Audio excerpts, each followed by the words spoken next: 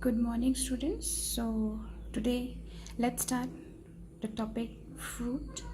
Now, what is a fruit? Fruit is a ripened ovary that develops after fertilization. That means we have already studied about the structure of the gynoecium of an angiospermic flower.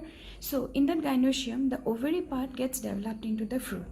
Now, if the fruit develops from this ovary, then it is known as a true fruit. And if it develops from any other part other than the ovary, then it is known as the false fruit. Now, sometimes we also see parthenocarpic fruits. That is the fruit which is developed without fertilization. Here the seeds are either absent or become non-functional. Now, for example, banana. Now, the fruit has two parts, the pericarp, that is the outer wall, and the seeds. Seeds are the fertilized ovules, ripe ovules, and pericarp is the outer wall which is developed in the ovary. Now, the mature pericarp may be fleshy or dry, and this fleshy pericarp can be divided into three parts: outer pericarp, middle mesocarp, and inner endocarp. Now, you have already studied about the different types of fruits in class 11. Now, just let us go through it in very brief and just summarize or whatever you have studied. Now, first of all, in the types of fruits, we get three different types of fruits: the simple fruit, aggregate fruit, and the composite fruit. Simple fruit means it develops from a single ovary of a flower. Now, this is again divided into echinal fruit, capsular fruit, schizocarpic fruit, and simple succulent fruit. Echinal fruit means these are simple, dry, indehiscent, single-seeded fruits. Now, these are again divided into echine, where the pericarp is dry and thin. It is attached to the seed, but it is just separated from it in a particular point. For example, Mirabilis jalapa. Then next is the Caryopsis. Caryopsis, this is also similar. The pericarp is thin and dry, and it is completely fused with the seed coat. For example, in maize. Then comes Cypsela. In Cypsela, it is also called the inferior false or pseudocarpic echine. It is attached to the seed only at a particular point, and the fruit develops from inferior ovary. Here, pappus-like structures develop which help in dispersal of the seed.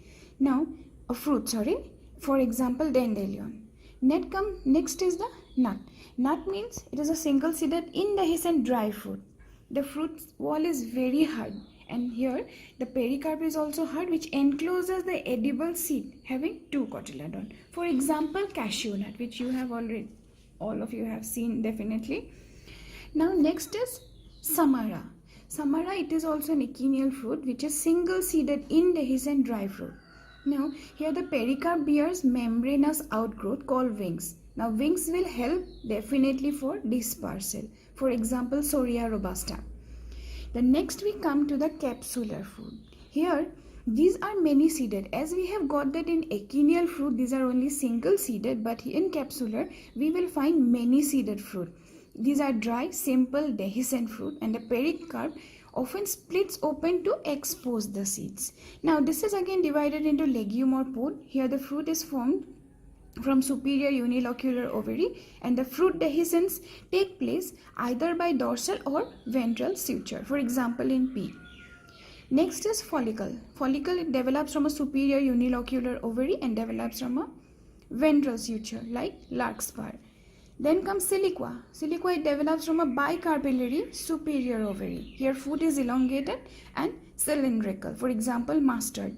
Now silicula is also similar as that of siliqua, but here the fruit is short and flat. For example, capsula. In capsule, the fruit is simple, dry, and many seeded. For example, poppy. Next we come to the schizocarpic fruit. These are the many seeded fruit which are dry and simple, and it breaks up into single seeded part. Now the indehiscent part and dehiscent part. The indehiscent part is known as the mericarp and the dehiscent part is known as the cocci. Now this is again divided into cremocarp. It develops from an inferior ovary, bilocular ovary. The mature fruit breaks into mericarp and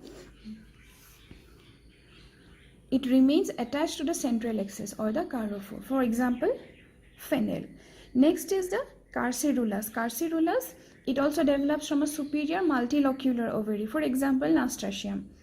Then compound samara, it is winged fruit. It splits at maturity into single-seeded wing mericarps, for example, maple. Next is the Lomentum, the fruit has a beaded appearance due to the presence of constriction. Now groundnut, you all have seen groundnut seed. Now what fruit? That constriction that takes place, that is a type of Lomentum fruit.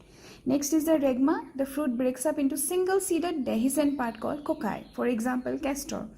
Now next is a simple succulent fruit. These are here the pericarp are fleshy.